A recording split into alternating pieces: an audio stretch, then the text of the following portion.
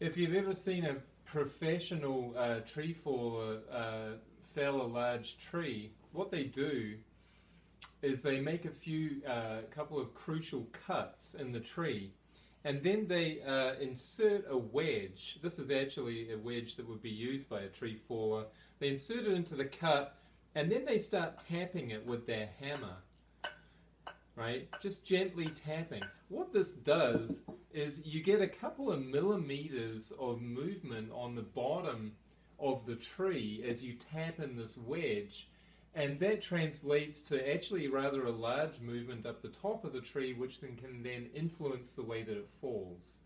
So this is a great metaphor for spiritual practice, because what it means is that with daily practice, we can daily practice the hammer of our daily practice, just tapping away lightly, inserting the wedge, being our prana in our mind, into a crucial point every day, tapping away, just as our teacher says, jackass persistence, just tapping away every day with our asana, our pranayam, our mantras, like that, our shatkamas. And then what happens is you can influence and affect this huge tree. The huge tree is samsara. It's our suffering lives. It's overwhelming. If you've ever stood under a large tree and looked up at it, it's just absolutely all-encompassing as you look up a large tree. So it means it has profound implications for stopping suffering. Just 1% of inserting this wedge, our mind and our prana co-joined, into a crucial point in our subtle bodies is enough to bring samsara to a grinding halt. It may not do it today, or it may not do it tomorrow, but it will do it. Why?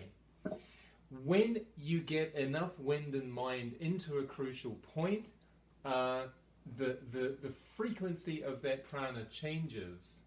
And when it comes out again, which it will, it is forever changed. There's a sort of a resonance or an energetic imprint which is left on the prana from being in this crucial point, that then comes out and affects the rest of your body. So then what happens is the prana is now, the motor engram, and the way that the prana has been energized is forever changed, and it will forever be wanting to go back to that place, to that crucial point, okay? If you can go there once, you create an engram or a pattern in the prana and the mind that it can go back there again. And so what happens is that you're just busy doing your daily tapping away with your practice, okay? Abhyasa, Durga Kala, practicing for a long extended period of time. And then, because of that, one day the prana will fully enter into the crucial point, or the subtle point of the body, and it will enter into the Sushumna Nadi because of the way that you kept diligently practicing. And then you will have a pivotal spiritual experience. They call that communing with ultimate reality, seeing the face of God, seeing emptiness directly. There's a million different names for it. That's a whole different story, but that's the whole point about how 1%, just a tiny little shift with this wedge, can elicit a huge change in a person's body-mind complex over a long period of time. Okay?